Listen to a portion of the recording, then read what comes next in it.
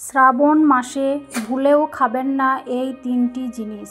বন্ধুরা, হিন্দু ধর্মগ্রন্থে বিশেষ করে শিব পুরাণ ইত্যাদিতে শ্রাবণ মাসের সাথে সম্পর্কিত গুরুত্বপূর্ণ নিয়মগুলি উল্লেখ করা হয়েছে। শিব ভক্তদের শ্রাবণ মাসে ভজন সম্পর্কিত নিয়মগুলি অনুসরণ করা উচিত। এর পিছনে কেবল শাস্ত্রের ভিত্তিই নয়, বৈজ্ঞানিক ভিত্তি রয়েছে। শ্রাবণ মাসের উপবাসের সময় আমাদের প্রাচীন ঋষিরা যে নিয়মগুলি মেনে চলতে বলেছেন তা আমাদের স্বাস্থ্যের দৃষ্টিকোণ থেকে অত্যন্ত গুরুত্বপূর্ণ। তাই আজ আমরা জানব শ্রাবণ মাসের উপবাস এবং অন্যান্য দিনগুলিতে কি খাওয়া উচিত এবং কি খাওয়া উচিত নয়। বন্ধুরা, শ্রাবণ মাসকে ভগবান শিবের সবচেয়ে প্রিয় এবং শ্রেষ্ঠ মাস হিসেবে বিবেচনা করা হয়। এই মাসে শিবাজির পূজা করলে সমস্ত ইচ্ছা পূরণ হয়। বন্ধুরা, ভগবান শিবের পরম ভক্তরা শ্রাবণ মাসের জন্য অধীর আগ্রহে অপেক্ষা করে। এছাড়া সমস্ত পশু পাখি, মানুষ, রাক্ষস এবং দেবতা শিবের উপাসনা করার জন্য অপেক্ষা করে থাকে। এই সময় চারিদিক সবুজে ভরে ওঠে। ভগবান শিব হলেন দেবতাদের দেবতা। তিনি এই জগতের প্রতিটি কণায় বাস করেন এবং যিনি তার উপাসনা করার সৌভাগ্য পান তিথি অত্যন্ত ধন্য হন। শ্রাবণ মাসে শিবাজির নানাভাবে পূজা করা উচিত।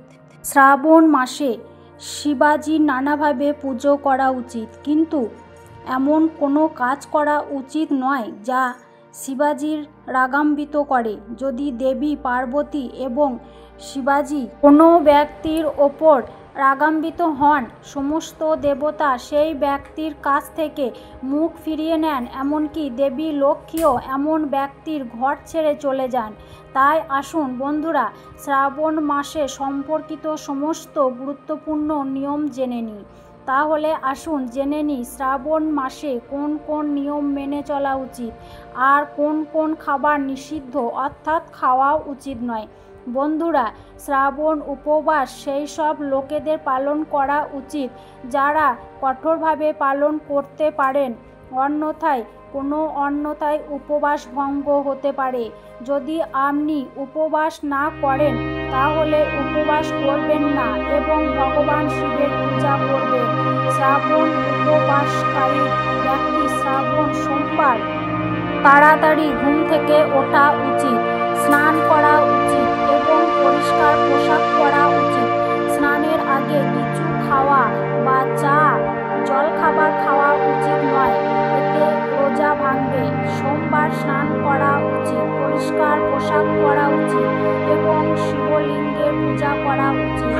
যদি বাড়িতে শিবলিঙ্গ থাকে তাহলে জল দিয়ে অভিষেক করুন এবং তারপর পঞ্চামৃত দিয়ে অভিষেক করুন।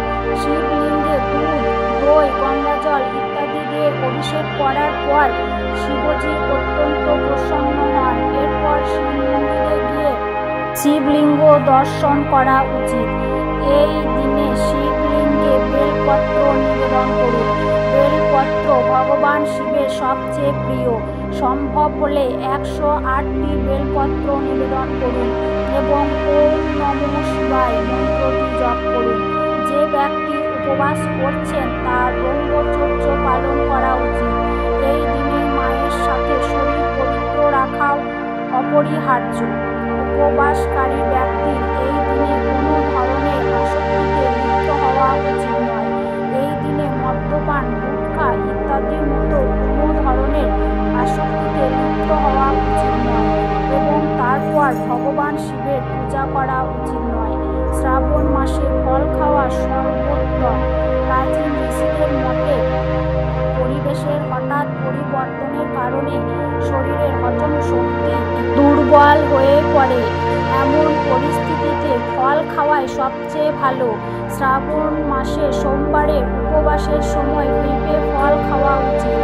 এই ফলটি খেলে হজম শক্তি সঠিকভাবে উন্নত হয়।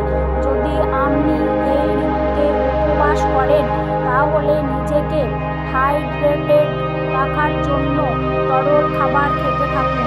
শ্রাবণ মাসের সোমবারের উপবাসে আপনি লেবুর শরবত বা নারকেল জল পান করে দিন শুরু করতে পারেন। মনে রাখবেন যে জলে লবণ থাকা উচিত। শ্রাবণ মাসে আপনার লাউ এবং টমেটো খাওয়া উচিত। এই সবজিগুলি সহজেই নষ্ট হয়ে যায়।